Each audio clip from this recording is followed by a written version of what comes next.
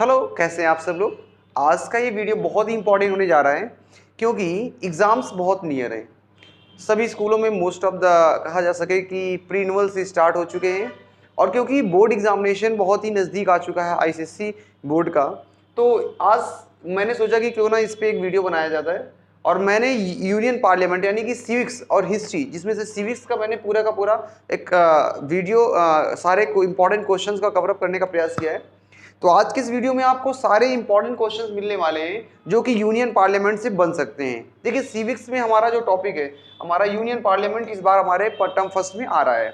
यानी कि अगर हम देखें तो हमारे पास सिविक्स आपका है और सिविक्स में टर्म फर्स्ट जो है, इस टर्म फर्स्ट में आपका यूनियन पार्लियामेंट जो है, यूनियन पार्लियामेंट ये हमारा एग्जाम में आ रहा है। अब यूनियन पार्लियामेंट से रिलेटेड आपके कई सारे इंपॉर्टेंट आपके, या तो आप टेक्स्ट बुक पढ़िए, लेकिन एग्जाम के पहले अगर आपको रिवीजन करना और किस तरह के क्वेश्चन बन सकते हैं, इसके लिए आपको बेटर है कि आप प्रयास कर लीजिए एमसीक्यू मैटर से सॉल्व करने का। क्लियर है कि सर 28 क्वेश्चंस आपके बोर्ड एग्जामिनेशन में आएंगे। 28 क्वेश्चंस होंगे, 40 मार्क्स का होगा और 40 मार्क्स में आपका टाइम आपको दिया जाएगा 1 आवर का। ठीक है, इसी में आपका टाइम इंक्लूड होगा एग्जाम के रीडिंग का भी, यानी कि एक्स्ट्रा टाइम आपको रीडिंग का नहीं दिया जाएगा। तो आपको उसी के अकॉर्डिंग काम करना है। सर मैंने सोचा क्यों ना इस पर थोड़ा सा फोकस करते हैं और आज थोड़ा सा डिस्कशन करते हैं। तो बस इसको आप रिवीजन के रूप में देख सकते हैं। और मैं जैसा कि आपको बता देता हूँ पहले से कि बहुत ही जल्द हम आपके लिए बहुत ही अच्छे तरीके से कंटेंट देने वाले हैं। मैं आपको फिर से एक बार यहाँ पे स्टार्ट करने से पहले मैं आपको कुछ चीज़ें बता देता हूँ जो आपके लिए बहुत ही फायदेमंद होने वाली हैं। जिनमें से सबसे पहले मैं आपको ये बता देता हूँ कि सर हम यहाँ पर आपको बहुत ही जल्द आपको लेके आने वाले हैं सर किसमें, फिजिक्स। फिजिक्स में अगर हम देखें सर, अगर एमसीक्यू पैटर्न नहीं करते, सॉल्व नहीं करते क्वेश्चंस, आप कितनी भी बेस्ट कॉन्सेप्ट क्लैरिटी क्यों ना कर लें, याद रखिएगा practice makes a man and women perfect. Actually आपकी जो कोटेशन होती कहते हैं ना, practice makes a man perfect, but वो एक ट्रेंड था जहाँ पे मैन के लिए, वुमेन भी तो प्रैक्टिस करने से perfect, that's why practice makes a man and women perfect. तो प्रैक्टिस इंपॉर्टेंट है, लेकिन क्वेश्चन पैटर्न जो एमसीक्यू है तो एमसीक्यू पैटर्न करना होगा। तो एमसीक्यू पैटर्न है सर, तो याद रखिएगा इसमें मैं आपको एमसीक्यू पैटर्न से हर टॉपिक के जितने भी टॉपिक्स आ रहे हैं उनके भी आपके एमसीक्यू लेके आ रहा हूँ। पर्टिकुलर अरुणदीप से मैं आपके सारे क्वेश्चन आपको सॉल्व कराने वाला हूँ, एक एक क्वेश्चन अरुणदीप का सॉल्व कराने वाला हूँ। ठीक है, तो don't worry about this one. इसके अलावा भी मैं आपको बता देता हूँ इसके जो भी जैसे वर्क एनर्जी पावर हो गया या जो भी टॉपिक्स हैं आपकी, इनकी पीपीटी से आपको समरी देने वाला हूँ और बहुत ही बेस्ट तरीके से, आपको मजा आ जाएगा पीपीटी आपको देख करके। मतलब बेस्ट है। मैं अभी आपको ज़्यादा टाइम तो नहीं किल करूंगा, लेकिन नेक्स्ट वीडियो में आपको बताऊंगा पीपीटी कैसे लेके आ रहा हूँ, इससे आप रिवाइज बहुत फास्ट कर सकते हैं। सेम थिंग केमिस्ट्री में भी आपको मैं हर टॉपिक के एमसीक्यू क्वेश्चन देने वाला हूँ। ठीक है, एमसीक्यू क्वेश्चन देने वाला हूँ।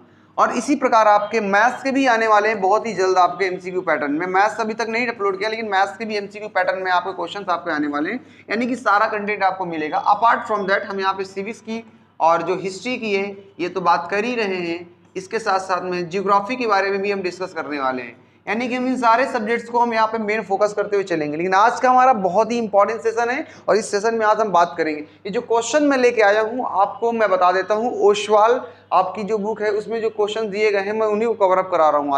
आज इसलिए करा रहा हूँ क्योंकि ओशवाल आप पढ़ेंगे कई बार आपको समझ नहीं आएगी, तो मैं यहाँ पर आपका, अगर आप इस वीडियो को देख लेते हैं, मान के चलिए ओशवाल में जो भी क्वेश्चन दिए गए होंगे वो सारे के सारे इसके अंतर्गत कवर अप हो जाएंगे। ठीक है, तो चलिए पहला क्वेश्चन आपको दिया जा रहा है सर, आप देखिए गौर से। पहला क्वेश्चन हमारा क्या है, कह रहा what do you understand by the federal system या federal structure of a government. Federal structure of a government से आप क्या समझते हैं, आपको ये बताना है। Option is given what, timer आपका स्टार्ट कर लेते हैं। ये मान के चलिएगा हमारे पास यहाँ पर टोटल 40 या 42 से आसपास क्वेश्चन है और इन क्वेश्चंस को करने के लिए मैं प्रयास करूंगा कि 50 मिनट्स में आपको कवर अप कर दूंगा पूरा का पूरा, और 50 मिनट्स में आपका पूरी की पूरी यूनियन पार्लियामेंट आपका कवर हो जाएगी। ठीक है, तो मैं टाइमर आपका लगा देता हूँ, साथ में आपका चलता रहेगा, जिससे अपन को भी आइडिया हो जाएगा कि हम लोग अभी कहाँ पर बैठे हैं। ठीक है, चलो देख लेता हूँ मैं, जस्ट अ सेकेंड सर, एक सेकेंड। टाइमर क्यों इतना मेरे जल्दी हो रहा है मेरे भाई, चलो ठीक है, ओके, टाइमर शुरू ही कर दिया मैंने आपको। अब बस क्वेश्चन पढ़िए और उसके बाद आपका, चलिए शुरू हो चुका हमारा टाइमर। हमको ध्यान रखना, पहला क्वेश्चन कह रहा था हमारा, क्या कह रहा था पहला क्वेश्चन हमारा ये कह रहा था कि sir what do you understand by the federal structure of a government. अब फास्ट करेंगे, बहुत फास्ट करने वाले हैं, टेंशन मत लेना, बहुत फास्ट करने वाला हूँ। 40 क्वेश्चन को हो सकता है मैं 30 मिनट में करवा दूँ, मैंने टाइमर लिया हुआ है 50 मिनट, लेकिन 30 मिनट में मैं आपको सारे क्वेश्चन करवा दूंगा। What do you understand by the federal structure of a government? And the options is given what? All powers of administration lie within a center. The union of a sovereign groups state united for certain common purpose. A method of division of power between central government and local state government that are connected. Rules by a king or queen. तो याद रखिएगा जो federal system है, India किस प्रकार का system follow करता है? फेडरल सिस्टम फॉलो करता है इंडिया, ठीक है। और फेडरल का मतलब ये होता है the division of power, distribution of power between centre and state, local government या कहें state government.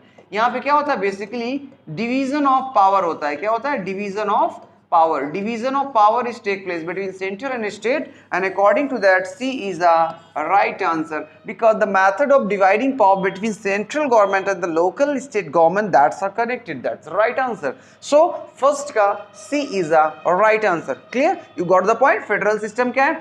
America is also following the federal system. America जो हमारा है, अमेरिका जिसे आप कहते हैं, America is also following the federal system. Clear? Got the point. चलिए नेक्स्ट पे आते हैं सर। क्वेश्चन नंबर नेक्स्ट हमारा क्या कह रहा है सर? सेकंड नंबर पे आते हैं सर। सेकंड नंबर हमारा क्या कह रहा है, इसको भी देख लेते हैं सर। सेकंड नंबर क्वेश्चन पढ़िए जरा, क्या कह रहा है? Who needs to sign the bill pass by the parliament for it to be become a law. कह रहे हैं किसके साइन की रिक्वायरमेंट होती है अगर पार्लियामेंट पास कर देता है बिल को लॉ बनाने के लिए? The options is given what? President, prime minister, finance minister, chief justice of India. Sir आपको पता है कि sir executive head of a country कौन है सर? प्रेसिडेंट है सर। जब आपका कोई भी बिल लाया गया, फॉर एग्जांपल उसको लॉ बनाना है सर, तो बिल को इंट्रोड्यूस किया जाएगा किसमें? सबसे पहले पार्लियामेंट में किया जाएगा, ठीक है। पार्लियामेंट में सर 2 हाउसेज है। कितने हाउसेज सर? 2 हाउसेज है। कितने houses sir? 2 house, Lok Sabha and Rajya Sabha. Clear? जब बिल आएगा तो बिल को, यानी कि प्रपोजल है सर, कोई भी बिल बनाना है सर, ठीक है, तो लोकसभा में अगर आया है तो पहले लोकसभा में इसे पास करना होगा, देन इसे राज्यसभा में भेजा जाएगा। अगर यहाँ भी पास हो गया, अभी लॉ नहीं कहलाएगा सर। अगर दोनों हाउसेस से पास हो जाता है तो फिर ये जाएगा किसके पास? प्रेसिडेंट के पास। और अगर प्रेसिडेंट इस पे साइन कर देता है तो ये लॉ बन जाता है। So after passing from the parliament, president के साइन की रिक्वायरमेंट होंगे और then it is what? Become a law. तो दूसरे का क्या कहलाएगा sir? Second is a right answer. बहुत अच्छे। चलिए आगे क्वेश्चन आइए आगे। आपको देखते चलना है, मजा आता जाए, करते चलिएगा और बिल्कुल बोर नहीं लेना, टेंशन नहीं लेना है। देखिए अपन को क्या है, प्रीनोवा लेना, स्ट्रेस नहीं लेना है सर। कोई पीस ऑफ पेपर आपकी डिस्टिनी नहीं तय करेगा, लेकिन याद रखिएगा आपको क्या करना है, हमेशा प्रिपरेशन करते रहना है। ये आपके बोर्ड के लिए बहुत वेलफेयर हो सकता है आपका प्रीनोवल में थोड़ा मार्क्स कम आए, हो सकता है कोई एग्जाम स्कूल में टेस्ट चल रहा है उसमें नंबर कम आए, लेकिन ये आपके बोर्ड एग्जामिनेशन के लिए बहुत महत्वपूर्ण है। और प्रिपरेशन ऐसे करो कि बोर्ड के लिए फायदा हो। Clear? What is the number of member is required? क्या सर कह रहा है? What is the number of member of required for a quorum to consist a meeting? Sir कह रहा है कि कितने नंबर आपके रिक्वायर्ड होंगे for a quorum to consist a meeting. जैसे लोकसभा है सर, लोकसभा में मीटिंग होने वाली है सर, आज बैठक होगी, सेशन होने वाला है, मीटिंग होने वाली है सर। अब मीटिंग में यार जस्ट इमेजिन करो, जहां पर 545 आपके टोटल मेंबर है, 545 मेंबर हैं, और वहां अगर 10-5 लोग अगर मीटिंग में जाएंगे तो क्या मीटिंग पॉसिबल है क्या? तो इसके लिए एक बॉर्डर लाइन डिसाइड किया गया है कि मिनिमम इतने मेंबर होने ही चाहिए, तभी आपका सेशन क्या होगा, आपकी मीटिंग होगी। तो कितने डिसाइड किए गए हैं, और वो जो नंबर होता है वो है 1/10। कितना है sir? 1/10। So the right answer will be what? A, 1/10 of the total number of members. A is a right answer. याद रखिएगा 1/10 is a right answer. Clear? चलो आगे बढ़ते। जब सीधा सीधा आंसर मिल गया तो कोई बात ही नहीं, टेंशन वाली कोई बात नहीं है सर। आगे बात कर लेते हैं।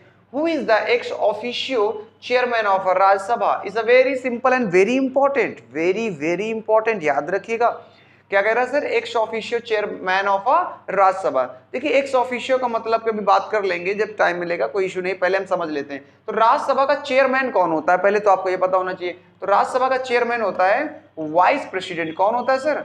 Vice president. So according to that the right answer will be what? D is the right answer. इसका मतलब क्या है? देखिए इसका मतलब एक्स ऑफिशियो का ये होता है कि अगर कोई भी व्यक्ति वाइस प्रेसिडेंट बनेगा, जो इंडिया का वाइस प्रेसिडेंट बनेगा, वो अपने आप ही राज्यसभा का चेयरमैन बन जाएगा। ये जो प्रोसीजर है इसी के लिए एक वर्ड यूज कर लेते हैं जिसे कहा जाता है ex officio. You got my point? चलो बच्चा लोग आगे बात कर लेते हैं। क्वेश्चन नंबर 5 देखो। क्वेश्चन नंबर 5 क्या कहता है? व्हाट इनेबल क्या कहता है सर, पढ़िए क्वेश्चन, पढ़िए question. What enable distinguished person to have a place in a upper chamber. क्या है सर कह रहा है, what enable distinguished person to have a place in the upper chamber. देखिए, election, to be appointed as a speaker, principal of nomination, quorum. थोड़ा सा ध्यान लगाइए क्या हो सकता है, ऑप्शंस पढ़िए, देखिए आपको गौर से। चलिए थोड़ा सा ऑप्शन एक बार रिपीट कर लीजिए तो आपको आइडिया चल जाएगा। What enable distinguished a person to have a place in the upper chamber, and the right answer to be what, principle of nomination, principle of nomination. ठीक है, देखिए इनेबल डिस्टिंग्विश करता है पर्सन को to have a place in the upper house chamber. Upper chamber में जो distinguish करेगा भैया क्या होगा, आपका नॉमिनेशन होता है sir. Two by appointed by speaker तो हो ही नहीं सकता, कोरम का तो कोई ऑप्शन ही नहीं, इलेक्शन का तो होता ही नहीं सर डायरेक्ट कभी। तो डायरेक्ट आपको नॉमिनेशन मेथड से आप वहां जा सकते हैं, और इनडायरेक्ट इलेक्शन भी होता है। चलो कोई बात नहीं, आगे आते हैं क्वेश्चन नंबर 6 पे आइए सर। क्वेश्चन नंबर 6 प्यारा क्वेश्चन है। क्वेश्चन नंबर 6 क्या है सर, प्यारा क्वेश्चन है sir. What is the term of the Rajya Sabha? क्या कह रहा sir, What is the term of the Rajya Sabha? Clear. 2/3 of its member retire at the end of every second year. क्या कह रहा है, 2/3 जो members हैं वो हर 2 साल में क्या होते हैं, आफ्टर 2 years it retires, हर 2 साल में रिटायर होते हैं। What is the term of राज्य सभा, इससे रिलेटेड पूछा गया। 1/3 of its member retire at the end of every second year, हो सकता है सर ये भी सेकेंड ईयर 1/3 हो रहे हो। फिर कह रहा है 1/10 of its member retire at the end of every year. फिर कह रहा है 1/3 of its member retire at the end of every year. सोचो सर, आपके लिए 2 सेकंड दिया जा रहा है, 3 सेकंड दिया जा रहा है सर, सोच लीजिए सर क्या सही जवाब होने वाला है। बच्चों ने पढ़ा भी होगा मैं मानता हूं, लेकिन इसका सही जवाब मैं आपको बता देता हूं। Then the right answer is what, B is the right answer. क्या होता है सर, हर 2 साल में 1/3 आफ्टर एवरी 3 ईयर, यानी कि आफ्टर एवरी 2 ईयर्स, हर 2 साल में क्या होगा सर, 1/3 मेंबर क्या होंगे, रिटायर हो जाएंगे। 1/3 of its member retire at the end of every second year. So the right answer will be what, आपका B is the right answer. You got my point. चलो आगे देखते क्वेश्चन, बच्चा लोगों को देखो क्वेश्चन नंबर 7 देखो। क्वेश्चन नंबर 7 बहुत ही फास्ट कर रहा है, अपन को बहुत फास्ट करना है, टाइम वेस्ट नहीं करना, बिल्कुल भी टाइम वेस्ट, एंड नो फालतू डिस्कशन हियर। मैं फालतू का डिस्कशन कोई नहीं करता हूं, आपके पॉइंट टू पॉइंट की बात करूंगा एग्जाम पॉइंट ऑफ व्यू से, और मजा आना चाहिए सर, मजा आना चाहिए sir. How are the members of a Rajya Sabha elected, कह रहा है राज्यसभा के मेंबर, बहुत इंपॉर्टेंट क्वेश्चन है याद रखिएगा। राज्यसभा के जो मेंबर है उनका इलेक्शन कैसे होता है सर, इलेक्शन कैसे होता है। देखिए, by the Lok Sabha speaker in a consultation with the president, कैसे होता है क्या सर, नो, लोकसभा का कोई राइट नहीं होगा सर, इसका मतलब ऑप्शन ही गलत हो गया sir. Nomination bye the president in a consultation with the council of minister. अच्छा चलो मैं क्यों गलत कर दूं, नहीं पता जैसे आप तो बताओ, लोकसभा राज्यसभा दोनों तो एक ही आपके पार्लियामेंट के तो हाउसेस हैं। अब पार्लियामेंट के अगर हाउसेस हैं तो यार ये कैसे इसके पास राइट हो सकता है कि वो बनाएगा, so this is not a way. Nomination by the president in a consultation with the council of minister, अगर इनके कंसल्टेशन से बनेगा तो फिर वैल्यू क्या रह जाएगी सर, सोचने वाली बात है, ये भी गलत हो गया sir. Okay, directly by the people, नहीं यार ये तो यार बच्चा बच्चा जानता है कि लोकसभा का चुनाव होता है, मोदी जी चुनाव लड़ते हैं सर, इनडायरेक्ट रूप से इलेक्शन होता है, राज्यसभा का डायरेक्ट तो होता ही नहीं है सर, सो इसका भी गलत हो जाएगा सर। और जब तीनों गलत हो गए तो डी तो अपने आप सही ही होगा, बट पढ़ लेते हैं क्या, by the member of state legislature assembly of each state. मुद्दे की बात यह है कि सर जो आपका इसका सही जवाब है डी है, इसका मतलब यह है कि स्टेट, यानी कि आपने नाम सुने होंगे एमएलए के नाम सुने होंगे, मेंबर ऑफ लेजिस्लेटिव असेंबली, ये जो होते हैं स्टेट में जो विधायक होते हैं ना, वो राज्यसभा के सदस्यों का चुनाव करते हैं, मेंबर ऑफ राज्यसभा का इलेक्शन करते हैं, पार्टिसिपेट करते हैं। इसीलिए आपको इनडायरेक्ट बोला जा रहा है, क्यों, क्योंकि लोग जो होते हैं, पीपल जो होते हैं, वो क्या करते हैं सर, वो आपका एमएलए चुनते हैं, क्या चुनते हैं, एमएलए चुनते हैं, और एमएलए क्या करते हैं, एमपी चुनते हैं, इन वेयर, इन राज्यसभा, कहाँ पे, राज्यसभा पे। तो इस प्रकार ये प्रोसीजर चलता है आगे। क्लियर मेरे दोस्तों, चलो आगे बात कर लेते हैं सर। क्वेश्चन नंबर 8 आ रहा है सर आपके सामने, क्वेश्चन नंबर 8 आ गया आपके सामने, पढ़िए जरा क्वेश्चन को ध्यान से, क्या कह रहा है question, who decide the salaries and, अच्छा क्वेश्चन है सर, अच्छा क्वेश्चन है sir, who decide the salaries and allowances of MPs, minister and judges of Supreme Court and high court. कौन डिसाइड करता है सर इनकी सैलरी को? जजेस की सैलरी को सुप्रीम कोर्ट के, आपके हाई कोर्ट के, मिनिस्टर्स के, कौन तय करेगा सर? क्या आपका कैग तक तय करेगा? इसको शॉर्ट फॉर्म में बोल देते हैं सर, क्या कैग बोलते हैं। क्या बोलते हैं सर? कैग। याद रखिएगा, आपसे कैग का फुल फॉर्म पूछ सकता है तो कंट्रोलर एंड ऑडिटर जनरल ही कहा जाता है। बट इसके पास कोई राइट नहीं होता है सर, ये केवल नजर रखता है बट ये डिसाइड नहीं करता है। पार्लियामेंट डिसाइड करता है। So the right answer will be what? Parliament. बहुत सारे लोग गलती क्या करेंगे, सोचेंगे यार ये तो मनी का मामला है तो फाइनेंस मिनिस्टर तय कर देता होगा। No man, not at all. Finance minister never decide this one. President भी नहीं करेगा सर। राइट आंसर किसके पास है? पार्लियामेंट में। जब भी किसी की सैलरी में चेंजमेंट किया जाएगा तो पार्लियामेंट ही चेंज करेगा। जैसा कि आपको पता है पहले कुछ समय तक 1.5 लाख रुपीस हमारा क्या हुआ करती थी सर? सैलरी हुआ करती थी। किसकी? आपकी प्रेसिडेंट की। अभी कितनी हो चुकी है सर?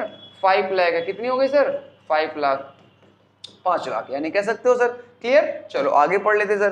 क्वेश्चन नंबर 9 देख लेते हैं सर। क्वेश्चन नंबर 9 क्या कह रहा है sir? Is a very simple thing. Which one of these statement is not correct about the question R? कह रहा है इनमें से कौन सा क्वेश्चन आर के लिए स्टेटमेंट सही नहीं है। अब देखिए कई सारे आर होते हैं, जैसे 0 आर होता है। इसी प्रकार क्वेश्चन सेशन चलता है जहां पर आपके सांसद एक दूसरे से क्वेश्चन पूछते हैं, तो इनके बारे में थोड़ा सा आपको ध्यान में रखना होता है। चलिए अब ये इंपॉर्टेंट पोर्शन बहुत ज्यादा होता है, तो पहले सबसे हम यहाँ पर देख लेते हैं क्या कह रहा है। Which of these statement is not correct about the question R से रिलेटेड? क्या आपका स्टेटमेंट सही नहीं है?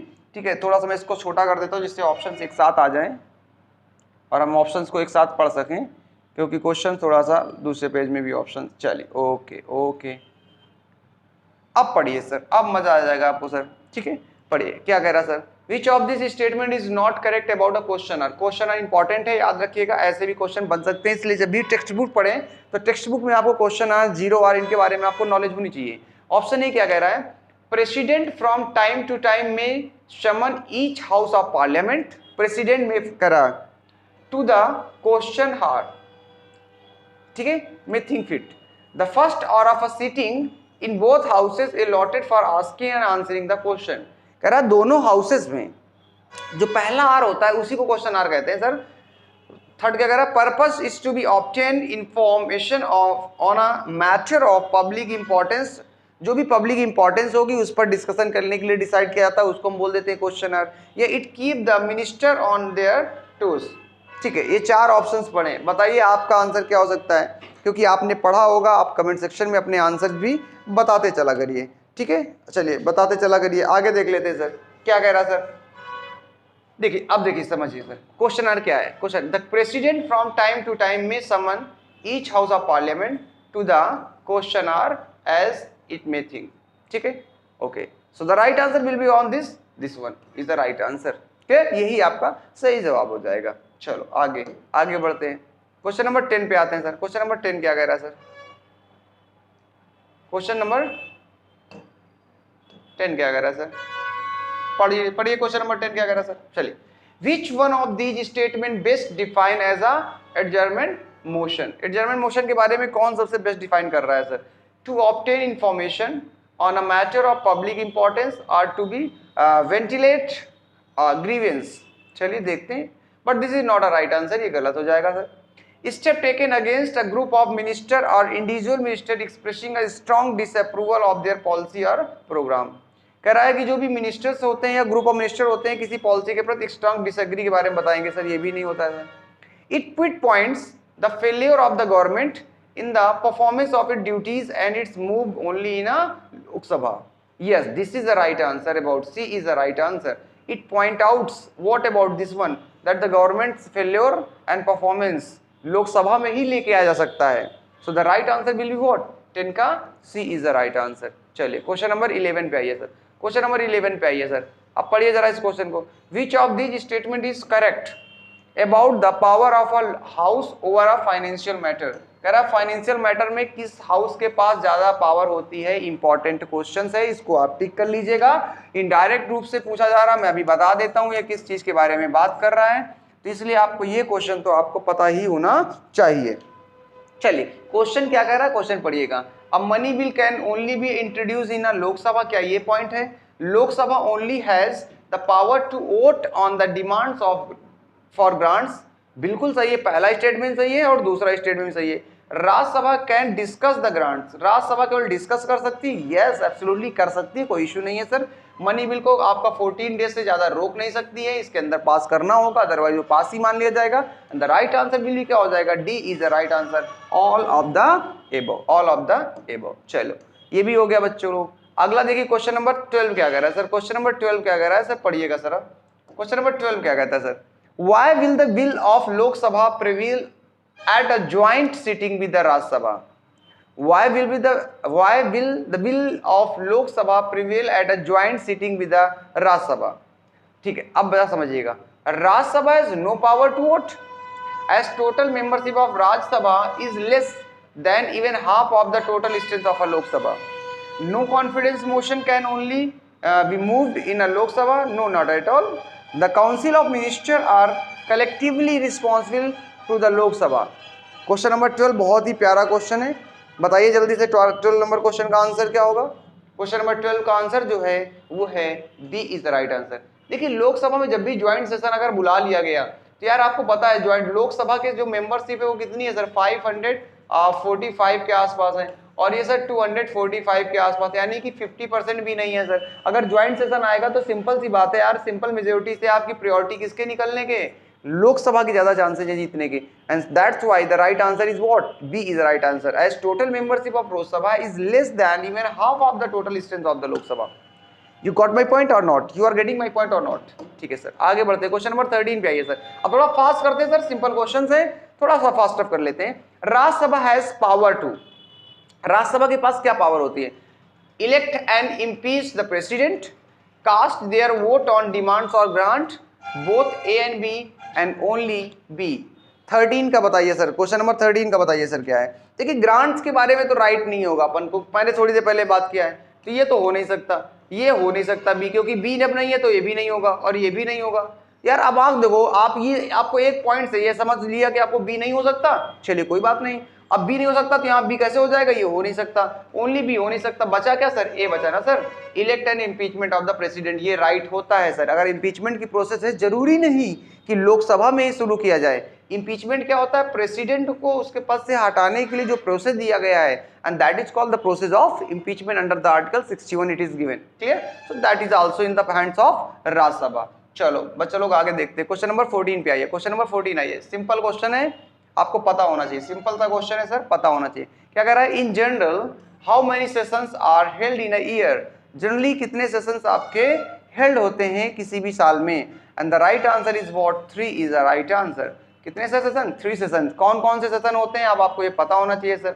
एक तो विंटर सेशन होता है सर, कौन सा होता है, विंटर सेशन होता है। एक होता है आपका कौन सा सर, आपका जल्दी से बोलिए सर, मानसून सेशन होता है सर, कौन सा सेशन, मानसून सेशन होता है सर, ठीक है। एक सेशन होता है कौन सा सर, बजट सेशन, ये नोट कर लीजिएगा, इंपॉर्टेंट है। ये 3 ही टाइप के सेशन होते हैं, winter session, monsoon session and budget session. Short form में अगर आपको याद रखना तो आप याद रखिएगा BMW, क्या याद रखेंगे, बहुत फेमस आपकी 4 व्हीलर है BMW की, बाइक्स भी आती हैं, budget and monsoon and winter, ऐसे प्रक्रिया चलती रहती है सर आपकी। बजट आएगा, फिर मानसून आता है, फिर और विंटर आता है। अभी कौन सा सेशन आने वाला टाइम है, क्योंकि ठंडी का सीजन है तो विंटर सेशन आने वाला है, कौन सा, winter session. So that is a way to solve this one. चलिए आगे आइए, क्वेश्चन नंबर पे आइए, क्वेश्चन नंबर 15 आप बात कर लेते हैं सर, क्वेश्चन नंबर 15 पे बात कर लेते हैं सर। क्वेश्चन नंबर 15 का पूरा क्वेश्चन पढ़िए सर, बहुत अच्छा क्वेश्चन है, क्वेश्चन नंबर 15 पढ़िएगा सर। क्वेश्चन नंबर 15 क्या कहता है सर, सुनिएगा, Which of these statement is correct about non confidence motion? किसके बारे में, नॉन कॉन्फिडेंस मोशन के बारे में आपको बताना है, कौन सा स्टेटमेंट सही है, ठीक है, ये आपको बताना है। अब आपको पता होना चाहिए नॉन कॉन्फिडेंस मोशन के बारे में। चलिए पहले मैं आपको बता देता हूं, the cabinet minister are collectively responsible to the parliament, that is the right thing, but we have to talk about non confidence motion के बारे में। No confidence motion can be moved by the ruling party against the opposition, that is not a way. House can grant leave to move non-confident motion only when it is carry the support of at least 50 member. And this is the important thing, जब तक आपके 50 member support में नहीं होंगे तब तक आपके non confidence motion को मूव नहीं किया जा सकता है। So the right answer according to the question C is the right answer, C is the right answer. याद रखिएगा, the motion has to be taken up the discussion, that's not important thing. यहाँ पे हमें इस point of view से समझना होगा, तो यहाँ पे C is a right answer. क्या हो जाएगा sir? C is a right answer. चलिए क्वेश्चन नंबर 16 पे आइए, क्वेश्चन नंबर 16 पे आइए, क्वेश्चन नंबर 16। यहाँ पर आपको फिल इन द ब्लैंक्स करना है सर। अब देखते हैं सर इसमें फिल इन द ब्लैंक्स में यहाँ पर क्या पूछा जा रहा है सर। कह रहा है व्हेन अ डैश, यहाँ डैश कर दिया sir, is an operation the life of house may be extended by the law of parliament, and the option यहाँ पर क्या है? Question hour proclamation of emergency, no confidence motion, budget session. Sir देखिए, जब भी देश में इमरजेंसी की अगर हम कहा सर इमरजेंसी इंप्लीमेंट की कर दी गई है सर, इमरजेंसी इंप्लीमेंट की गई है, एंड दैट कंडीशन सर क्या किया सकता है? एक्सटेंड किया जा सकता है लाइफ ऑफ पार्लियामेंट के बारे में। So the right answer will be what? B is the right answer. सीधा सीधा इसका जवाब है B is a right answer. Clear? अच्छा, बजट का तो कोई ऑप्शन बनता नहीं, नो कॉन्फिडेंस का कोई ऑप्शन नहीं। क्वेश्चन आर से क्या मतलब है सर? एक क्वेश्चन अब सिंपल लगा यार, क्वेश्चन पूछने के लिए क्या तुम इसको एक्सटेंड कर दोगे पार्लियामेंट को? ये तो बिल्कुल ही बकवास चीज है sir. Okay, don't worry about this one, come to the point. Question number 17 पे आइए। क्वेश्चन नंबर 17 क्या कह रहा है सर? क्वेश्चन नंबर 17 देखिए sir, a person shall not be qualified to be an elected for the seat in a Lok Sabha, okay, if she is not registered as an dash and an of dash। अब यहाँ पे आपको दिया गया है, यहाँ पे आपको कुछ फिलअप करना है सर, यहाँ पे कुछ फिलअप करना है। किसमें आपका, अगर वो कह रहा है कि सर इस person shall not be qualified for the election seat of लोक सभा if he is not registered and dash this one, अगर ये रजिस्टर्ड नहीं होगा तो वो उसके लिए क्वालिफाइड नहीं होगा। अब आपको समझना होगा कि सर ऐसा क्या है सर। देखिएगा, कैंडिडेट के रूप में एंड स्टेट, एंग्लो इंडियन के रूप में रिजर्व कॉन्स्टिट्यूशन के रूप, मेंबर लेजिस्लेटिव असेंबली का सर ये तो कहीं बनता नहीं sir. Voter ID, that is important, आपको पहले एक वोटर आईडी होना चाहिए। पार्लियामेंट्री कॉन्स्टिट्यूशंसीज में आपको भी होना चाहिए sir. This is the right answer, यानी कि जिस जगह से लड़ रहे हैं सर पार्लियामेंट्री कॉन्स्टिट्यूशन से आपका, उसमें आपको रजिस्टर्ड होना चाहिए सर, और आपका वोटर आईडी में आपका होना चाहिए नाम, and then you can for this one. यहाँ तो आपका याद रखिएगा, voter in any of them and parliamentary constitution, किसी भी पार्लियामेंट्री कॉन्स्टिट्यूशन में आपका वोटर के रूप में रजिस्टर्ड होना चाहिए। जरूरी नहीं कि जहां से आप लड़ रहे हो वहीं से हो, ऐसा कुछ कंपल्सन नहीं है। आप कानपुर में रजिस्टर्ड हैं, आप लखनऊ में लड़ सकते हैं, ऐसा कोई कंपाउंडेशन नहीं है, लेकिन आपको कहीं ना कहीं होना पड़ेगा। So the right answer is this one, what? C is the right answer, sorry D is the right answer. चलिए आइए क्वेश्चन नंबर 18 पे आ जाइए सर। क्वेश्चन नंबर 18 क्या कह रहा है sir? A dash is the minimum number of a member required to be present before the meeting of allowed to begin. कितने सर? इसको क्या कहा जाता है? A quorum is a minimum number of a member. इसके लिए sir क्या use किया जाता है? वर्ड कोरम यूज किया जाता है, ठीक है। To require present before meeting is allowed to begin. So the right answer is what? C is a right answer. याद रखिएगा, कोरम और वो नंबर कितना था? 1/10। कितना है सर? 1/10। जब तक 1/10, यानी कि अगर हम कहें अगर, तो सर इसको समझ लेते हैं 500 अगर 45 हैं तो कम से कम आपके 55 मेंबर होने चाहिए अगर आपको मीटिंग शुरू करनी है। इसका 1/10 ऐसे ही जाएगा। अब 54.5 तो आपका होगा नहीं कोई व्यक्ति, कि आधा व्यक्ति भी होगा तो 55 ही माना जाएगा। क्लियर? चलिए क्वेश्चन नंबर 19 पे आ जाते हैं सर। क्वेश्चन नंबर 19 क्या कह रहा है सर? सुनिएगा सर, क्वेश्चन नंबर 19 क्या कह रहा है सर? सर सुनिएगा, प्यारा क्वेश्चन है। If the budget is not pass before the beginning of the financial year, कह रहा है डैश पे लगा दिया sir. If the budget is not before the beginning of the financial, authorize the executive to draw funds from the constitution fund. एक consolidated fund होता है sir, इसके बारे में दिया गया है 267 268 आर्टिकल हमारे कॉन्स्टिट्यूशन के बारे में बात करते हैं। 267 में दिया गया है, until the budget is passed by the parliament, vote of account, money bill, demand for grant, supplementary, ये तो हो नहीं सकता। अब थोड़ा सा दिमाग लगाइए, बहुत ही सिंपल क्वेश्चन है लेकिन बहुत ही प्यारा क्वेश्चन है, अक्सर एग्जाम्स में आता रहता है इसके बारे में, ठीक है। तो इसे हम जो भी आप कहेंगे इसे सप्लीमेंट्री ग्रांट के रूप में लिया जाएगा। If the budget is not passed before the beginning of a financial year, supplementary grant authorize the executive to draw the funds from the consolidated fund। किसके रूप में? सप्लीमेंट्री ग्रांट्स के रूप में उसे किया जाएगा। अब आप इसके बारे में जरूर पढ़िएगा, वोट ऑफ अकाउंट के बारे में मोस्ट इंपॉर्टेंट टॉपिक होता है, मोस्ट इंपॉर्टेंट टॉपिक है। अदरवाइज मैं किसी दिन नोट्स में इसके बारे में भी डिस्कशन कर लूंगा, उसकी भी टेंशन नहीं लेनी है अपन को। चलो आगे बात कर लेते हैं, अभी टाइम बहुत कम है अपने पास, तो हम इसलिए इसको थोड़ा सा फास्ट कर रहे हैं, ठीक है। आगे आइए, to be chosen as a member of Rajya Sabha a person must be citizen of India and not be less than dash year. कितने साल से अगर राज्यसभा का मेंबर बनना चाहता है, नहीं लेस होना चाहिए, and the right answer is what 30 year से लेस नहीं होना चाहिए। तो ध्यान रखिएगा, option is what B is a right answer, B is a right answer. चलिए आइए क्वेश्चन नंबर 21 पे आइए। क्वेश्चन नंबर 21 पे पूछा गया है, the presiding officer has to adjourn the house of suspend the meeting if the dash of 1/10 of the total member of the Rajya Sabha are not met, ठीक है, and that is called if the quorum of a 1/10, क्या sir quorum, the right answer is D, D is the right answer। यहाँ पे क्या होगा sir, quorum, यानी कि वही आपका 1/10 मेंबर अगर आपके नहीं आते हैं तो मीटिंग शुरू नहीं होगी और उसे क्या कर दिया, सस्पेंड या एडजर्न कर दिया जाएगा। क्वेश्चन नंबर आइए 22, बहुत सिंपल क्वेश्चन है। क्वेश्चन नंबर 20, थोड़ा फास्ट करना है सर, फास्ट करना है sir. The President of India has no right to vote in a Rajya Sabha except dash, except dash। ये बहुत प्यारा है सर, पर प्यारा क्वेश्चन है सर, ध्यान रखिएगा सर। क्या कह रहा है क्वेश्चन, पढ़ लीजिए सर, ऑप्शंस भी दिए गए हैं, हो सकता है एग्जाम के लिए इंपॉर्टेंट भी हो जाए सर आपका। कह रहा the president of India has no right to vote in the Rajya Sabha except to break a tie, vote on account, demand for grounds, vote for speaker. किसके बारे में, वोट फॉर स्पीकर, याद रखिएगा किसके बारे में बात कर रहा है। अच्छा अब देखो मुद्दे की बात समझिएगा, वाइस प्रेसिडेंट केवल और केवल किस कंडीशन में कर सकता है, ब्रेक अ टाई। क्योंकि देखिए होता क्या, आप समझिए, मुद्दा समझो यार, इसमें कुछ रटना नहीं है सर। देखिए होता ये है कि जो राज्यसभा है इसमें वाइस प्रेसिडेंट होता है, वो उसका मेंबर नहीं होता। क्या नहीं होता है सर, मेंबर नहीं होता है सर। और जब मेंबर ही नहीं है तो उसके पास कोई राइट नहीं होगा।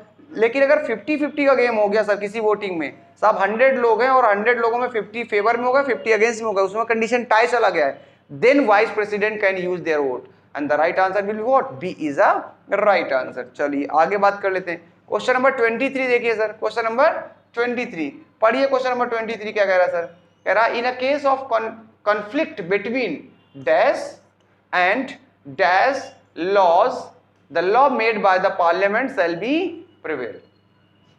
अच्छा कह रहा है कि in the case of conflict between dash and dash laws the laws made by the parliament shall be country. अगर between central and state law के बीच में किसी प्रकार का कन्फ्लिक्ट हो जाता है तो याद रखिएगा किसके द्वारा माना जाएगा, पार्लियामेंट के द्वारा बनाया गया लॉ माना जाएगा।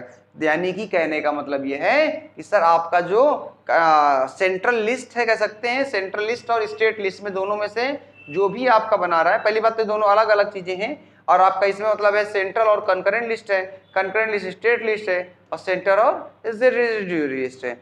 अब आप सोचो, देखो मैं आपको समझा देता हूं, मैं आपको बता देता हूं। देखिए जो भी लॉज हैं, अगर किसी टॉपिक पर लॉ सेंटर ने बना दिया है और किसी टॉपिक में लॉ आपके स्टेट ने भी बना दिया है, और दोनों ही आपस में क्या है, एक दूसरे का अपोज कर रहे हैं, यानी कि अपोजिट हैं, या किसी बात को लेकर कॉन्फ्लिक्ट हो रहा है, ऐसी कंडीशन में कहते हैं कि सर सेंट्रल के द्वारा बनाया गया जो लॉ होगा उसको मान्य किया जाएगा, बाकी इसके अलावा उसे रद्द कर दिया जाएगा स्टेट वाले का। तो the right answer will be what, C is the right answer, क्योंकि सेंट्रल के द्वारा मान्य होगा और स्टेट के द्वारा मान्य नहीं होगा। तो यहाँ सेंट्रल डाल दीजिएगा सर और आपका यहाँ पर स्टेट आ जाएगा। क्लियर सर, बहुत अच्छी बात है। चलिए आगे आइए सर, ये भी ध्यान दीजिए सर, थोड़ा सा इंपॉर्टेंट है सर। क्वेश्चन नंबर 24 क्या कह रहा है सर, क्वेश्चन नंबर 24 कह रहा है सर कंट्रोल ओवर, क्या कह रहा है sir, control over dash gives proof of the Lok Sabha superiority. कौन सर आपका बताता है कि सर ये लोकसभा की सुपीरियरिटी है सर, यानी कि सुपीरियर है, किस प्रकार से सुपीरियर है than Rajya Sabha. Censure motion, national treasury, adjournment motion, budget. अब अगर आपने सुना होगा बजट बहुत इंपॉर्टेंट होता है, रोल बजट का रोल बहुत ही इंपॉर्टेंट है, ठीक है। अच्छा अब बजट तो है ही है, लेकिन मुद्दा क्या है, कंट्रोल ओवर नेशनल ट्रेजरी, जो मनी का मामला जहां जहां आएगा, किसका मामला, मनी का मामला, वो पूरा का पूरा लोकसभा के हाथों में होता है, क्योंकि लोकसभा रियल रिप्रेजेंटेशन कर रही होती है किसके बारे में, किसके बारे में, लोगों का, क्योंकि चुन के जो रियल मेंबर आते हैं डायरेक्ट वो कौन होते हैं, लोकसभा के होते हैं। तो the right answer will be what, B. अगर ये ना होता तो बजट में भी राइट होता है किसका, आपका लोकसभा का, ठीक है। चलो आगे आते हैं, क्वेश्चन नंबर 25, क्वेश्चन नंबर 25 पे आइए सर। क्वेश्चन नंबर 25 क्या कह रहा है सर, सुनिएगा। The salaries and allowances of the president of the speaker, deputy speaker and the chairperson और जजेस of the supreme court and high courts are the part of, किसका पार्ट होगा? हाँ क्या बात है, कितना प्यारा क्वेश्चन है। अभी एक क्वेश्चन थोड़ी देर पहले हमने ये डिस्कस किया कि इनकी सैलरीज कौन तय करेगा, तो वो हमने देखा था कि सर इनकी सैलरी जो है वो पार्लियामेंट के द्वारा तय की जा रही है। अब क्वेश्चन ये आ रहा है कि सर अब इनकी सैलरी तो तय की जा रही है लेकिन कहाँ से दी जाएगी? तो याद रखिए मेरे दोस्तों, CFI यानी कि कंसोलिडेटेड फंड ऑफ इंडिया से दी जाती है। ऑप्शन कहाँ दिया गया? सर पहला ही ऑप्शन दिया गया है, कंसोलिडेटेड फंड ऑफ इंडिया से इन सब की सैलरी दी जाती है। ये हमारे कॉन्स्टिट्यूशन में आर्टिकल लिटिल बिट जहां तक मैं याद कर पा रहा हूँ 267 में दिया गया है। फिर भी मैं इसको एक बार चेक कर लीजिएगा, आर्टिकल 267 में दिया गया कंसोलिडेटेड फंड ऑफ इंडिया के बारे में। किसी दिन इस पे अभी मैं चर्चा कर लूंगा सर होता क्या है कंसोलिडेटेड फंड ऑफ इंडिया। ठीक है, इंपॉर्टेंट क्वेश्चन है, अच्छा क्वेश्चन है, ध्यान रखिएगा। चलिए आगे बात कर लेते हैं। क्वेश्चन नंबर 26 पे आइए, क्वेश्चन नंबर 26 पे आइए सर, क्या कह रहा है sir? The Rajya Sabha need to pass a resolution dash majority to for a parliamentary to make a law on the matter of state list in a national interest। बहुत ही महत्वपूर्ण है sir, ये special power होती है राज्यसभा की। क्या है sir? Special power है। अब मैं इसके बारे में भी आपको बता दूंगा कभी, लेकिन अभी क्वेश्चन है, लेकिन क्या है मैं थोड़ा सा चलो हिंट कर देता हूँ। देखिए स्टेट लिस्ट पे जो भी टॉपिक्स होंगे उन पे जो राइट बनाने का राइट होता है वो स्टेट के पास होगा, और जो सेंट्रल का है वो सेंट्रल के पास होगा। लेकिन राज्यसभा के पास कुछ ऐसे राइट्स हैं कि वो स्टेट लिस्ट पे भी लॉज बना सकते हैं। यस एब्सोल्युटली, आर्टिकल 249 के तहत जो भी दिया गया है सर वो किसके तहत है सर? आर्टिकल 249 के तहत यही तो बताया जा रहा है कि सर स्टेट लिस्ट के मैटर में भी राज्यसभा क्या कर सकती है? रूल बना सकती है। ठीक है, अब क्वेश्चन कह रहा है कि सर जब ऐसे हो गए तो कितने मेजोरिटी के साथ इस रेजोल्यूशन को पास करना होगा? ये रेजोल्यूशन जो होगा ये कितनी मेजोरिटी से पास करना होगा तब वो बना सकती है? 1/10, 1/3, 2/3 या 1/2? इंपॉर्टेंट है सर, याद रखिएगा, बट इसका बहुत ही सिंपल सा जवाब होगा and the right answer is what? 2/3। कितने से सर? 2/3 से, क्योंकि मैटर स्टेट का है ना सर, और ऐसी कंडीशन में आपको थोड़ा सा फोकस करना होता है सर। चलिए थोड़ा सा देखिए, चलिए आगे बात कर लेते हैं सर।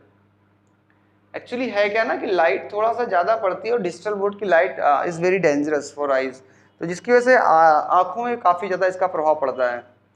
ठीक है, और आजकल तो आपको पता ही है बच्चों की आंखें तो बिल्कुल एकदम ख़त्म ही हो चुकी हैं, क्योंकि जब से ऑनलाइन का सिस्टम चला है छोटे छोटे बच्चों के सिर्फ 2.5। एक तो मुझे मतलब मैं आप आश्चर्य हो गया उसका, मैंने जब पूछा मैंने कि सर बताइए उस बच्ची का आई थिंक 6th या 5th स्टैंडर्ड पढ़ती है और उसका जो पावर है -5 पॉइंट है, एक का और -5.7 है।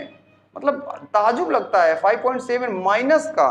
मैंने कहा लाइफ कैसे सरवाइव करेंगे, इतना पावर हो चुका है आंखों का, क्योंकि 24 आवर सुबह से लेकर शाम तक मोबाइल पे ही लगे रहना। ठीक है, जितनी नीड हो, पढ़ने की बात नहीं कर रहा हूँ, यहाँ गेमिंग डिस्टर्ब कर रही है सर। 2 मिनट पढ़ाई करते हैं 3 घंटे गेम चलता है लगातार, और जब आप गेम खेलो तो कंटिन्यूसली आप देखेंगे, इधर उधर हो नहीं सकता है, आंखें आपकी पूरी डैमेज हो सकती हैं। चलिए कोई बात नहीं, इतना तो गार्जियन को भी सजग होना चाहिए कि क्या करना है क्या नहीं करना है, बाकी सब चीज़ें तो उस पर निर्भर भी करती हैं। Dash is not a subject dissolution by the president. Clear, कौन सब्जेक्ट पर डिसोल्यूशन आपका प्रेसिडेंट नहीं कर सकता? बहुत ही सिंपल ऑप्शन पड़ा हुआ है, बच्चा बता सकता है। ऑप्शंस आपके दिए गए हैं, Lok Sabha, Rajya Sabha, both A and B, none of the. Dash is not a subject of the dissolution by the president. आपको पता है कि सर राज्यसभा का तो डिसोल्यूशन होता ही नहीं sir, so this is not subject under this one, B is the right answer। 27 का क्या हो जाएगा सर? 27 का B is the right answer। Clear sir, आगे बढ़े सर। चलिए ओके, आगे देख लेते हैं सर। क्वेश्चन नंबर बहुत ही कम, 10 क्वेश्चन बचे हैं सर, बहुत ही फास्ट कर लेते हैं, 10 क्वेश्चन बचे हैं सर, इसको भी कर लेते हैं सर। क्या कह रहा है? The session of each house of parliament is summoned by the. कह रहा है जो सेशन होता है each house of the parliament is summoned by the, किसके द्वारा? लोकसभा। किसके द्वारा? लोकसभा। इसको तो मैंने लिया ही नहीं सर, हाँ ठीक है, Lok Sabha, speaker, deputy speaker and president. कह रहा है कि session of each house of a parliament summon by the right answer is वो, D is the right answer, president. आपको पता भी है कि प्रेसिडेंट पार्लियामेंट का पार्ट होता है सर। क्वेश्चन नंबर 29 पे आइए सर। क्वेश्चन नंबर 29 क्या कहता है? प्रेसिडेंट में promulgate a dash when the parliament is not in session. Sir बहुत इंपॉर्टेंट है, बहुत ही ज्यादा इंपॉर्टेंट है। आपको पता है जब पार्लियामेंट नहीं चल रहा होगा, parliament sir is not is running, तो उस कंडीशन में आपको कोई लॉ की जरूरत पड़ जाए इमरजेंसी में, इसके बारे में लॉ की, उस कंडीशन में प्रेसिडेंट के पास यह राइट है कि सर वो प्रेसिडेंट क्या कर सकता है सर, एक ऑर्डिनेंस जारी कर सकता है, ऑर्डिनेंस, ठीक है, ऑर्डिनेंस फैक्ट्री की बात नहीं कर रहा हूं मैं, ऑर्डिनेंस इश्यू करेगा। ये हमारे कॉन्स्टिट्यूशन के आर्टिकल 1, 2, 3 में लिखा हुआ है। कहां पर लिखा हुआ है? आर्टिकल 1, 2, 3 में। And it will be consider same as a what, same as a law, पूरा का पूरा राइट होगा, but it is temporary law, ठीक है। चलिए, बहुत महत्वपूर्ण है, आप इसके बारे में जरूर पढ़िएगा, एग्जाम में यहां से क्वेश्चन आएंगे 101% आएंगे, इट्स डैम श्योर। चलो आगे क्वेश्चन नंबर 30 देख लीजिए। क्वेश्चन नंबर 30 क्या कहता है? क्वेश्चन नंबर 30 देख लीजिए, फटाफट देखिए। Dash are those to which member wishes to have an oral answer on a floor of the house, यानी कि starred question, unstarred question, short notice question, quorum. Quorum का तो कोई ऑप्शन बन जाए। क्वेश्चन कई टाइप से पूछे जाते हैं, कुछ ऐसे क्वेश्चन पूछे जाते हैं जिन पे जो मिनिस्टर्स होंगे वो डायरेक्ट ओरल आंसर दे देते हैं, कुछ ऐसे क्वेश्चन होंगे, कुछ क्वेश्चन ऐसे होंगे जो लिखित रूप से नोटिस होता है, विद इन 14 डेज 10 डेज आपको उनको जवाब देना होता है।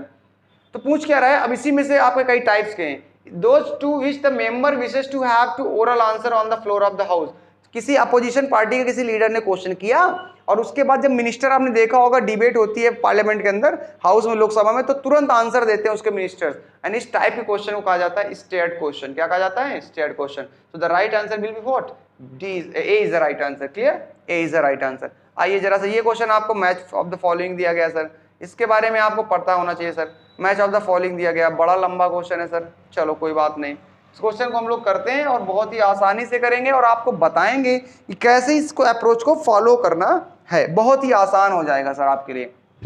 ऐसा नहीं कि सर आपको सब कुछ पता है, बस एक चीज पकड़िएगा सर, क्या पकड़ना है मैं आपको बता दूंगा सर। कह रहा है क्या sir, maximum strength of the Lok Sabha provided by the constitution क्या है? अब यार कुछ तो याद होना चाहिए ना, और मैंने आपको बताया भी है शायद कि सर मैक्सिमम लोकसभा की स्ट्रेंथ होती है जो हमारे कॉन्स्टिट्यूशन में दिया गया है 552। तो अब आप ये देखो कि फर्स्ट का 552 कहाँ, ये है, इसका मतलब ये कंफर्म हो गया कि सर आपका फर्स्ट का सी जाने वाला है। ठीक है, अब देखो, अभी रुक जाओ, अभी आपको सारे क्वेश्चन नहीं पढ़ने, वरना पागल हो जाओगे, बहुत सारे पॉइंट नहीं समझ में आएंगे, आप नाराज हो जाओगे, यार हो ही नहीं पा रहा है। अब आप ये चेक करो नीचे, इनमें से फर्स्ट का सी कहाँ दिया जा रहा है? एक फर्स्ट का सी यहाँ पे आ रहा है, मतलब ये आंसर हो सकता है, अभी कंफर्म नहीं है। यहाँ फर्स्ट का बी आ रहा है, बिल्कुल गलत हो गया। फर्स्ट का बी आ रहा है, ये तो हो नहीं सकता। यहाँ भी फर्स्ट का सी मिल गया। अब फर्स्ट का सी यानी कि बी और सी तो इलिमिनेट हो गया सर, ये तो होना ही नहीं है sir. Now the thing A and D, A and D, अब इनमें से आपको आंसर सेलेक्ट करना है। तो ए एंड डी में हमको देखना क्या, देखिए अब ए और डी में हमको क्या करना है सर, देखिए फोर्थ दोनों में सेम है, फोर्थ तो सही है, फोर्थ का क्या है सर, डी कह रहा है सर। तो member of the Anglo Indian community nominated by the president and that is called what, D, यानी कि 2 ही मेंबर होते हैं, ये तो कंफर्म हो गया। Member representing the union territories और मेंबर रिप्रेजेंटिंग द स्टेट, इन दोनों में से चेक करना है सर आपको। और मैंने इसके बारे में बात किया है कि जो यूनियन टेरिटरीज के मेंबर होते हैं वो सिर्फ 20 होते हैं, कितने? तो थर्ड का बी देख लो कहाँ पे सर, थर्ड का इधर ए है और थर्ड का इधर बी है, यानी कि right answer will be what, D is the right answer. फिर से मैं बता देता हूं सर, यहाँ पे पहले का सर क्या था, सी था, तो हमने पहले के सी के चक्कर में ये देखा और ये देखा, ये दोनों खत्म हो गए। इसके बाद हमने ये कहा कि सर यूनियन टेरिटरीज में आपको कितने मेंबर हो सकते हैं, बी हो सकते हैं, यानी कि सेकंड थर्ड का जो बी है उसको आप टैली कर लो। यहाँ थर्ड का ए है, ये हो नहीं सकता, ये थर्ड का बी है, ये रानी की ये सही जवाब हो जाएगा। सो the right answer will be what, D is the right answer. गजब का क्वेश्चन है, आपको लगेगा यार छोड़ देना चाहिए, लेकिन ऐसे क्वेश्चन कभी नहीं छोड़े जाते हैं, क्वेश्चन यूं ही चुटकियों में होते हैं सर, चुटकियों में हो जाते हैं सर। क्वेश्चन पे आइए, अगला सर क्वेश्चन क्या कर रहा है सर। अगला क्वेश्चन भी आपका मजेदार है, दमदार है और शानदार क्वेश्चन है, पढ़िएगा क्वेश्चन मैं आपको बता देता हूं सर, मजेदार क्वेश्चन है सर आपका। चलो, क्योंकि थोड़ा सा लंबा क्वेश्चन है, हो सकता है आपको दिख ना रहा हो, फिर भी चलो मैं पढ़ देता हूँ, दिख रहा होगा आपको, चांस संभावना है। क्या कह रहा है, कॉलम मैच करना है, सेम थिंग आपको यहाँ पर भी करना है। व्हाट इज गिवन, बहुत ही सिंपल है, ऐसे क्वेश्चन को बिल्कुल नहीं छोड़ना है। They have exclusive power of formulated laws with refer to the union list, ठीक है। इसके बाद कह रहा parliament can legislate only the subject of state list, okay. Sir किसके पास होता है सर, पार्लियामेंट कैन मेक सलाह, okay, cease to operate at the expiration of a 6 week from the reassembly of parliament unless they are approved by the houses। अब मैं आपको बता देता हूँ ऑर्डिनेंस के बारे में कि अगर ऑर्डिनेंस जो है आपका सेशन शुरू हो चुका है लोकसभा का या राज्यसभा का, पार्लियामेंट का, उसके 6 वीक के अंदर अगर इसको नहीं चूज किया गया तो सर क्या हो जाएगा सर, आपका खत्म हो जाएगा। तो फोर्थ का क्या होगा, सी होगा। ये कंफर्म है, ये कंफर्म है। ऊपर के आंसर भी अब मुझे मतलब अब आपको लग रहा होगा मुझे आता नहीं क्या इसलिए, लेकिन मैं आपको तरीका बता रहा हूं। तो मैंने पहले आपको ये पकड़ाया क्योंकि आपको ये पता है ऑर्डिनेंस के बारे में। अब ये चेक करो कि 4 का सी कहां कहां आ रहा है। जहां जहां 4 का सी होगा उन्हीं में से ऑप्शन सही होगा, बाकी तो गलत होगा। तो यहाँ 4 का ए आ रहा है यानी कि पहला वाला तो गलत हो गया सर। यहाँ 4 का डी आ रहा है, डी वाला तो गलत हो गया सर। बचा कौन सा सर, 4 का सी, 2 हैं सर, बी में और सी में सर। अब इसमें कुछ लोगों को नहीं आता होगा तो तुक्का भी मार सकते हैं सर, ठीक है। और जिनको आता होगा वो तो भैया गेस करके आसानी से सेटअप कर देंगे। चलिए अब इन्हीं में से आपको बताना है सर, बी और सी में। तो अब आपको ये बताओ यार कि ये जो आपका दिया गया है सर, पहला they have exclusive power to formulate laws with respect to the union list. किसके पास सर ये पावर है सर, पार्लियामेंट के पास भी तो है ना सर यूनियन लिस्ट पे बनाने की सर, क्योंकि यूनियन लिस्ट सेंट्रल लिस्ट है और ये कौन है, पार्लियामेंट है सर। तो पहले का हो जाएगा बी, बहुत आसान है सर। और पहले का बी मिल गया सर तो right answer will be what, C is the right answer. अच्छा मैं आपको दूसरे तरीके से बता देता हूं। अब चलो जिनको ये नहीं गेस करना था, ऊपर ही से पकड़ना था, तो ऊपर से केवल एक पॉइंट से आंसर आ जाता।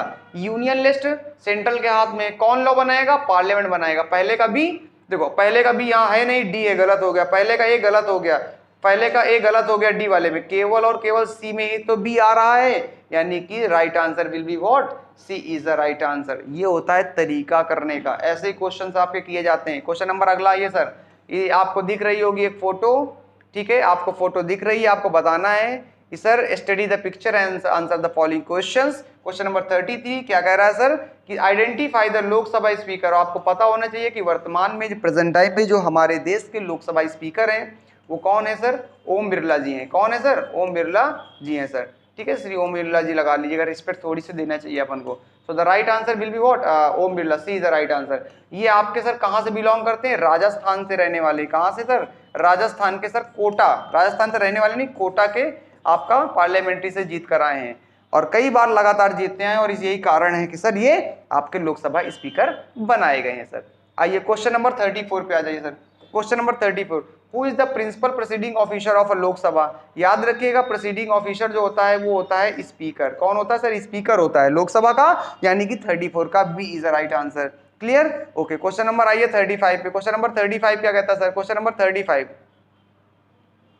क्वेश्चन नंबर 35, क्वेश्चन नंबर 35 क्या, how is the speaker elected by the house from the among its members by the simple majority of a member person present and voting, nominated by the president, गलत है sir. Elected by the elected member of the legislative assembly, गलत sir. 1/10 गलत है sir. इसका सही जवाब हो जाएगा ए इज द राइट आंसर। जो ही लोकसभा के मेंबर होंगे उन्हीं की सिंपल मेजोरिटी से लोकसभा स्पीकर को चुन लिया जाता है, इलेक्ट कर लिया जाता है सर। क्वेश्चन नंबर आइए 36 पे आइए। क्वेश्चन नंबर 36 पे आइए सर। इंपॉर्टेंट क्वेश्चन है, सिंपल सा क्वेश्चन है, बस हम 10-5 क्वेश्चन के बाद हमारा सेशन एंड हो रहा है सर। और हमने बड़े ही मजे के साथ, आप सोचो ना, मेरे पास अभी कितना 43 मिनट है और हम पहुंच चुके 36 में, यानी कि 1 मिनट के आसपास कर रहे हैं क्वेश्चंस को और आसानी से कर पा रहे हैं, जबकि मैंने इस पर डिस्कशन भी किया है काफी हद तक। तो मतलब अपन के पास समय अच्छा खासा हो जाता है, बच जाता है, ठीक है।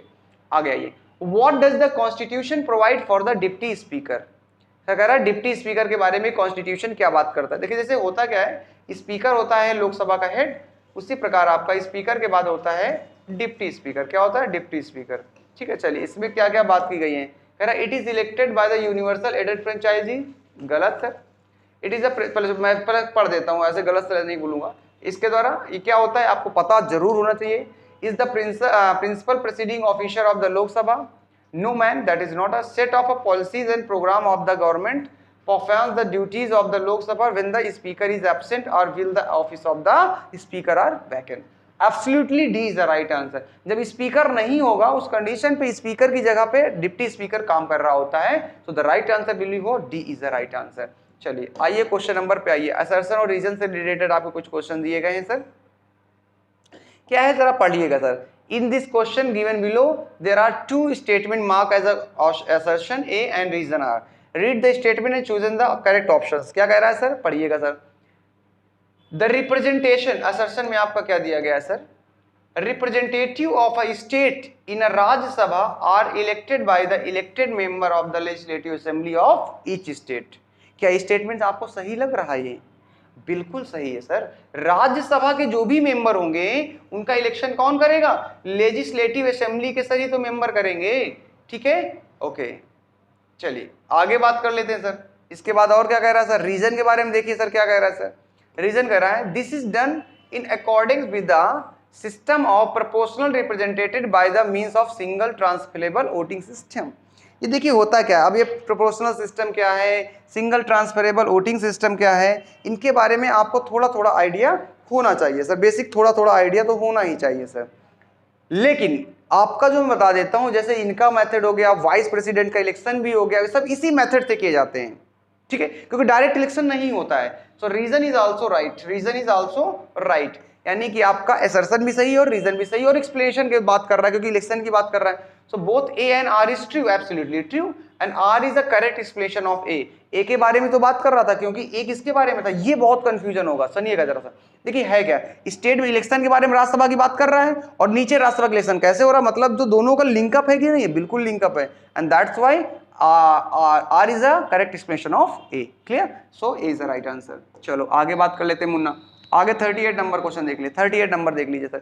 38 number, the Lok Sabha may by 2/3 majority pass a resolution that it is necessary to national interest to create an one or more all India services.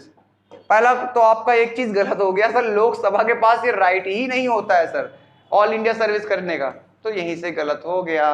The parliament by law में create a all India service, sir बना तो सकता है क्या sir, लेकिन ये राज्यसभा की power में आती है सर। किसके पावर में आती है? राज्यसभा के पावर में आती है। तो आपको ये याद रखना है, जब राज्यसभा के पावर में आएगी तो सर राज्यसभा बनाएगा ना कि पार्लियामेंट, वो राइट देगा। तो ना तो सही है स्टेटमेंट, आगे आप आ जाइए, दोनों स्टेटमेंट सर आप आपका ऑप्शन आता है। लेकिन हाँ मैं एक चीज आपको बता देता हूं, ये पावर तो राज्यसभा के आती है, लेकिन यहाँ पर आपका both A and R is true, no man, both A and R is true, no man, A is true but R is no man, A is false but R is true, yes D is the right answer. क्यों?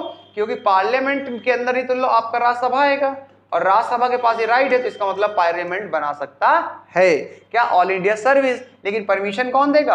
आपका राज्यसभा देगा। और ये article में दिया गया है, किस आर्टिकल में दिया गया? 312 में दिया गया। किस में दिया गया? 312 में दिया गया है। तो थोड़ा सा ध्यान में रखने वाली चीजें होती हैं आपको। चलो कोई बात नहीं, क्वेश्चन नंबर आपका 39 पे आते हैं सर। 30 नंबर क्वेश्चन 39 आपको क्वेश्चन थोड़ा सा पढ़िएगा और इसके बारे में थोड़ा सा सोच और विचार जरूर करें। क्वेश्चन नंबर 39 पढ़ लीजिएगा जरा। मैं जल का ग्रहण कर लेता हूं, water, so because it's very important, जल ही जीवन है। ठीक है, क्वेश्चन नंबर 39 पढ़िएगा।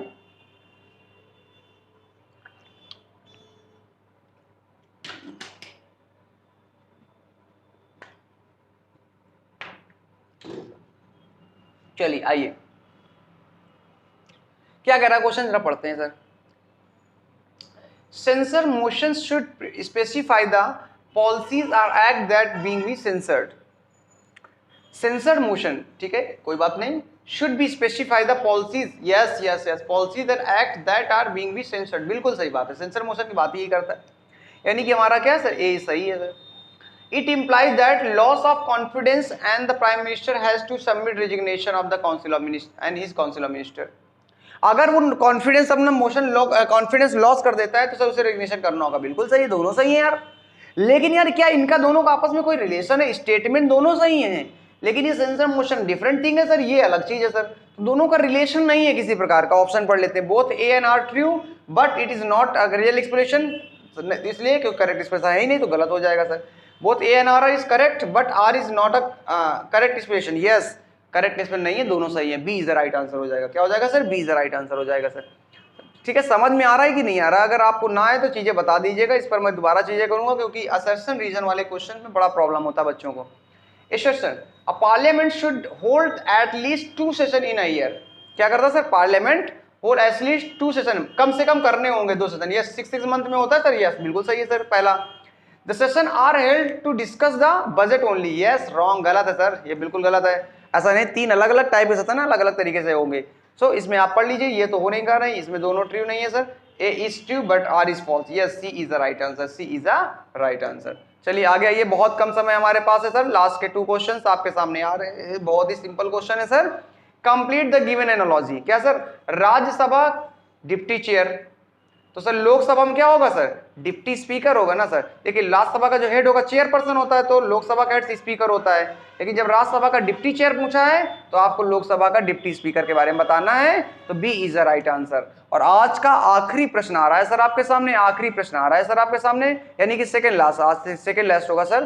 कंप्लीट द गिवन एनालॉजी, आपको बताना है sir complete the given analogy के बारे में। सेंट्रल गवर्नमेंट यूनियन लिस्ट पे, बिल्कुल सही है। स्टेट गवर्नमेंट सर क्या होगा सर, स्टेट लिस्ट पे बनाएगी ना सर, क्या उसमें बड़ा कोई बहुत बड़ा काम थोड़ा ना है सर, बिल्कुल सही है। And the last question is coming what, last question, complete the given analogy. Lok Sabha 552 members, बिल्कुल सही है। तो राज्यसभा में कितने होंगे sir, and the right answer is D 250। ये हमारे कॉन्स्टिट्यूशन में मैक्सिमम मेंबर की बात कर रहा है। वोटिंग कितने में होता है, 545 पे, इधर कितना होगा 245 पे, बट हमारा 250 की मैक्सिमम की बात कर रहा है, so the right answer will be what 250।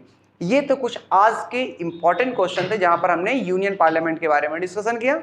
I hope आज का सेशन आपको अच्छा लगा होगा। कुछ बहुत ही जल्दी कर पाया जिसका से मैं पीपीटी नहीं बना पाया, तो मैंने सोचा क्यों डायरेक्टली में कर लेता हूँ, टाइम का कमी थी। लेकिन अब आपको 15 नवंबर के पहले आपको लगभग सारी चीजें प्रोवाइड कर दी जाएंगी।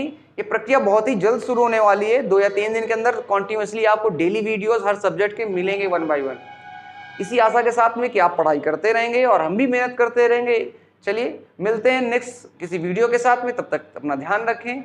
जय हिंद, जय भारत।